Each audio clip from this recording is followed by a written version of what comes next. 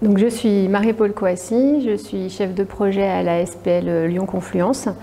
Je suis chargée des aménagements des espaces publics. Alors la biodiversité, elle représente finalement toute la chaîne des êtres vivants, que ce soit la faune, la flore, du plus petit insecte, du plus petit champignon qu'on peut trouver dans les sols, jusqu'à toute la chaîne alimentaire, et nous faisons aussi partie de cette biodiversité, nous en tant qu'êtres humains qui composent ce milieu. Lorsque l'on aménage un site, l'important c'est en fait de voir comment toute la vie est reconstituée dans le cadre de ce projet. Et la biodiversité, elle est de plus en plus prégnante et importante dans la constitution du projet. Il y a une quinzaine d'années, le projet était plus constitué par des notions de paysage, de reconstitution, de sols porteurs d'un paysage sur lesquels on va faire des usages, mais avec on va dire une forte valeur tournée vers l'esthétique ou alors le rendu. Tandis qu'au fur et à mesure des années, la valeur de la biodiversité est de plus en plus prégnante. On voit l'importance qu'il faut lui donner pour que toute la chaîne soit reconstituée et que chaque être vivant retrouve sa place et qu'il n'y ait pas finalement de dominants-dominés qui viennent déséquilibrer. Notre façon de travailler évolue au fur et à mesure des années. Les méthodes se complexifient parce qu'il y a de plus en plus d'experts finalement que l'on va aller contacter pour être sûr qu'on prend bien en compte toutes les données. Donc au fur et à mesure, le métier se complexifie mais s'enrichit avec une volonté d'avoir comme ça une plus grande recherche d'équilibre de toutes ces parties prenantes. Et finalement, notre métier, il est aussi de savoir s'ouvrir et d'être à l'écoute justement de différents types d'expertise et après de trouver une forme de compromis pour que l'équilibre puisse s'opérer. On n'est pas dans de la maîtrise parfaite, on est juste dans une réflexion pour donner des bonnes conditions pour que la biodiversité s'installe. C'est vrai que cette notion de constituer un projet en ayant en tête toutes les données nécessaires pour être sûr qu'il fonctionne, c'est un peu ambitieux.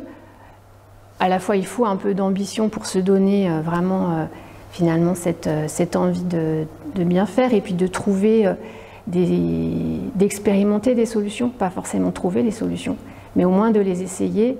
Après, raisonner sur l'ensemble des facteurs, c'est difficile. C'est pour ça qu'il y a des tas de spécialistes qui viennent accompagner la maîtrise d'ouvrage, les maîtrises d'œuvre, pour avoir un raisonnement le plus large possible.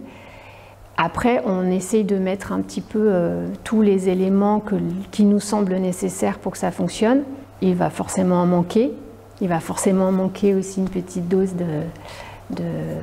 d'imprévu. Les imprévus au niveau de la météo sont aussi de plus en plus difficiles à intégrer avec des surprises et des constats. Alors le réchauffement climatique, les changements de saison qui surprennent tous les paysagistes et toutes les entreprises, ce qui donne des conditions encore plus difficiles. Dans le cadre d'un projet urbain, on est confronté à des volontés un peu contradictoires. On souhaite que le projet se développe assez rapidement. En revanche, un projet urbain et un projet de paysage, d'autant plus, c'est forcément inscrit dans le temps long. Planter aujourd'hui, ce sont les arbres pour nos enfants, nos petits-enfants.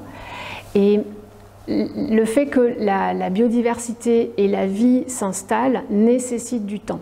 Et dans les injonctions, au contraire, qu'on peut avoir, c'est que nous, êtres humains, on veut pouvoir profiter des sites assez rapidement. Donc il faut trouver là aussi encore une notion d'équilibre. On parle d'équilibre de vie, mais on va parler d'équilibre dans le temps que tout s'installe. Et il faut raisonner en plusieurs phases pour pouvoir faire que l'arrivée va dire de façon sauvage et complémentaire à ce que l'on a programmé. On constate que les habitants acceptent de mieux en mieux la biodiversité près de chez eux. Autant à l'origine ils étaient un petit peu réticents, maintenant les habitants sont de plus en plus demandeurs. Ils sont même assez force de proposition pour préserver l'installation de la faune sauvage qui s'est installée. Et il y a une sorte de régulation un peu qui se fait avec une appropriation de plus en plus forte de cette intégration de biodiversité au sein du quartier.